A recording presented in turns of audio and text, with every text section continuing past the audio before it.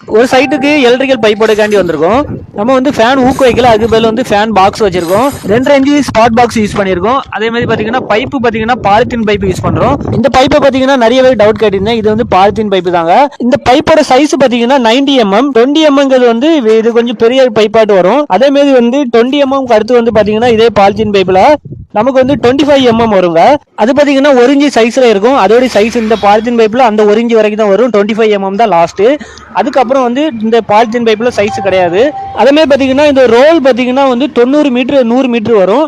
நம்ம வந்து சாதா பைப்பு 10 அடி வரும். இது வந்து ரோல் ஆட் வந்துடும். அதே மாதிரி கலர் பார்த்தீங்கன்னா நிறைய கலரில் இருக்குது. இப்போ பார்த்தீங்கன்னா இங்கே வந்து எல்லோ கலர் இருக்குது, பிளாக் இருக்குது, ரெட் இருக்குது, கிரீன் இருக்குது. இப்படி நிறைய கலரில் வந்து இந்த மாதிரி பைப் அவைலபிளாக இருக்குது.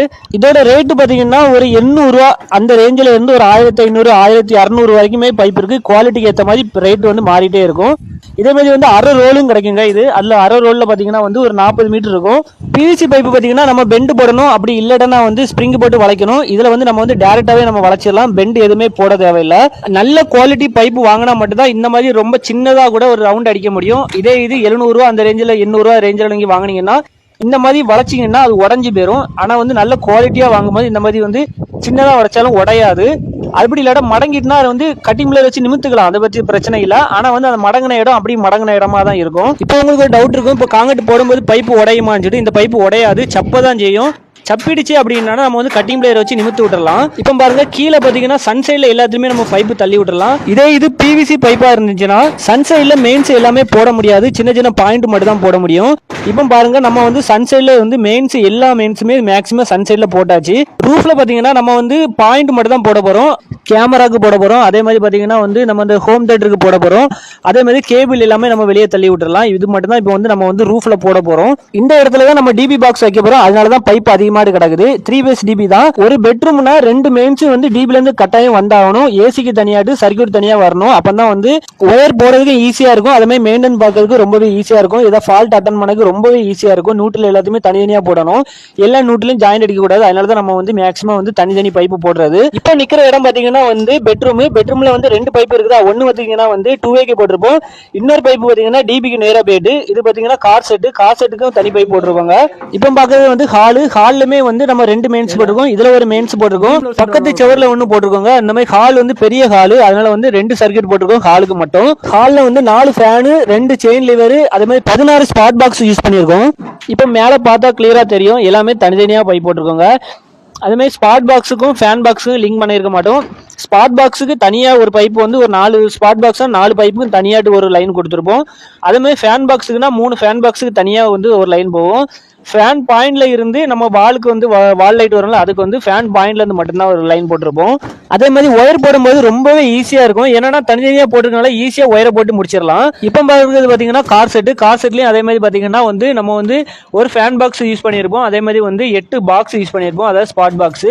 மேல பாத்தீங்கன்னா கேமராக்குமே லைன் போட்டுட்டோங்க, தனித்தனி பைப்பு போட்டுட்டோம்.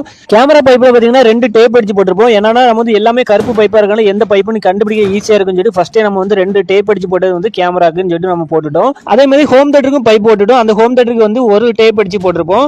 ஒரு டேப் அடிச்சது பாத்தீங்கன்னா வந்து ஹோம் தேட்டர், 2 டேப் அடிச்சது பாத்தீங்கன்னா வந்து கேமராக்கும் சொல்லி தனித்தனியா பிரிச்சு போட்டிருப்போம். பைப்பு பாத்தீங்கன்னா வந்து நேரா வந்து செவர்ல ஓட்டை அடிச்சு கீழே பாத்தீங்கன்னா வந்து ஒரு 1 மீட்டருக்கு அளவுக்கு வந்து கீழே பைப்பை தள்ளி விட்டுருப்போம். இந்த ரூஃபுக்கு பாத்தீங்கன்னா பைப்பு வந்து 3.5 ரோல் நம்ம வந்து யூஸ் பண்ணியிருக்கோம். அதாவது வந்து பிளாட்ல மட்டும். அதே மாதிரி வந்து கீழே வந்து நம்ம வந்து சன்சைட்ல பைப் இருந்தது வந்து 1.5 ரோல் யூஸ் பண்ணியிருந்தோம். எல்லாம் சேர்த்து மொத்தம் 5 ரோல் ஆயிருக்கு. 5 ரோல்னு சொல்லி மீட்டர் கணக்கு பாத்தீங்கன்னா ஒரு 450 மீட்டர் கிட்ட வருங்க. அடிக்கணக்கு பாத்தீங்கன்னா 1500 அடி கிட்ட வரும். அதே மாதிரி வந்து பைப்பு நம்ம வந்து பிவிசி பைப்பு போடதா இருந்தனா 150 பைப்பு தேவைப்பட்டிருக்கும். இப்போ பார்த்தா தெரியும், ஃபுல்லாவே நம்ம வந்து மேல ரூஃப்ல பைப் போட்டு முடிச்சாச்சு. இப்போ கீழே பாருங்க, எல்லாமே கீழே இறக்கி விட்டுருக்கோம். இந்த பைப்ல 2 டேப் அடிச்சு போட்டது வந்து கேமராக்குள்ள, அந்த இடத்துல தான் வந்து டிவிஆர் நம்ம வந்து டிவி எல்லாமே எல்லாம் வரப்போகுது. இப்போ பாத்தீங்கன்னா கிச்சன்ல வந்து நிறைய பைப் இந்த கிடக்கு 4 பைப்பு. இந்த 4 பைப்புமே வந்து காசெட்ல உள்ள பைப்பு தான் வந்து கிச்சன்ல போட்டிருக்கோம். என்னன்னா அடிக்கிறதுக்கு வந்து கஷ்டமா இருக்கும், அது வந்து ஹைட்டு கூட. அதனால வந்து கிச்சன்ல இருந்து ஒரு ஓட்டையை போட்டு அதுல ஒரு பாக்ஸ் வச்சிடலாம் சொல்லிட்டு அந்த கணக்குல நம்ம பைப் போட்டிருக்கோம். இது பாத்தீங்கன்னா பெட்ரூம்ல பாத்தீங்கன்னா மேல வந்து செவரு கெட்டல, அதனால வந்து ஒரு சைடா நம்ம பைப்பை வந்து ஒதுக்கி போட்டிருக்கோம். அதே மாதிரி பாத்தீங்கன்னா வந்து இங்க வந்து 2 டேப் அடிச்ச பைப் இங்க ஒன்று வந்திருக்கும். இங்க இருந்து ஒரு ஓட்டையை போட்டு விட்டா பின்னாடி போயிடும். பின்னாடி போட்டோம்னா யானி போட்டு அடிக்க சிரமமா இருக்கும். அதனாலதான் வந்து நம்ம வந்து ரூமுக்குள்ள போட்டிருக்கோம். ரூம்ல இருந்து ஒரு ஓட்டையை போட்டா போதும், அது வந்து ஈஸியா இருக்கும். அதனாலதான். அதே மாதிரி காங்கிட்டு போடும்போது கண்டிப்பா நம்ம வந்து எலக்ட்ரிஷியன் ஒரு ஆள் மேல நிக்கணும். என்னன்னா பைப் ஏதாவது சப்பிட்டுனா அதை நிமித்து விடணும்ல, கண்டிப்பா வேணும். அது பிவிசி பைப்பாக இருந்தாலும் கட்டாயத்துக்கு ஒரு ஆள் நிற்கிறது ரொம்பவே அவசியங்க. பாலித்தீன் பைப்பை பொறுத்த வரைக்கும் வந்து பைப்பு வந்து உடையாது, சப்பை தான் செய்யும்.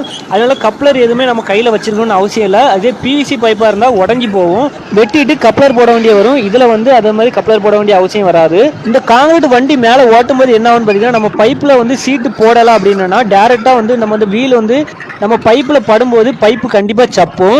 எல்லா இடத்துலையுமே கண்டிப்பாக சீட்டு போட்டிருப்பாங்க, சில இடத்துல சீட்டு போட முடியாத இடங்கள்ல நம்ம வந்து பைப்பை கண்டிப்பாக பார்த்து தான் ஆகணும். இப்போ பாருங்கள், இந்த இடம் பாருங்கள், கிளியராக தெரியும் எப்படி சப்பி போயிருக்கு பார்த்தீங்களா. இதை வந்து என்ன பண்ணலாம்னா சிம்பிளாக நம்ம வந்து கட்டிங் பிளேயர் வச்சு நிமித்து விட்டாலே தாராளம் போதும். இந்த இடம் எந்த அளவுக்கு சப்பி இருக்குன்னு பாருங்க. இந்த பைப்பு பிவிசி பைப்பு மாதிரி உடையாது, சப்பை மட்டும்தான் செய்யும். இந்த மாதிரி சப்பனை எடுத்தால் கட்டிங் பிளேயர் போட்டு அமுக்கி விட்டாலே போதும், பைப்பு நிமிந்துரும். உடையாதனால வந்து ஈஸியாக வேலை முடிஞ்சிருங்க. அதே மாதிரி காங்கிரீட் வந்து வாங்கி போடும்போது ஒரே இடத்துல இன்னும் சம்பிட்டே நிற்பாங்க, அங்கேயுமா போயிட்டு இருப்பாங்க. அப்போ வந்து பைப் அடிப்படை தான் செய்யும். பைப்பில் வந்து 2-3 வாட்டி ஏறி நின்னா வந்து அது வந்து ஆட்டோமேட்டிக்காகவே நிமிந்துரும், சப்பிட்டு ஆட்டோமேட்டிக்காக நிமிந்துரும்.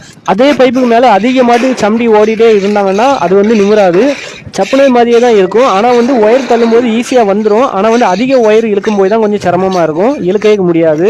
இப்போ அவங்க சம்பி நிற்கிற பைப்பு பார்த்தீங்கன்னா வந்து பாயிண்டோட பைப்பு, அதில் வந்து 2 ஒயர் தான் வரும், அடிஷனலாக ஒயர் வராது.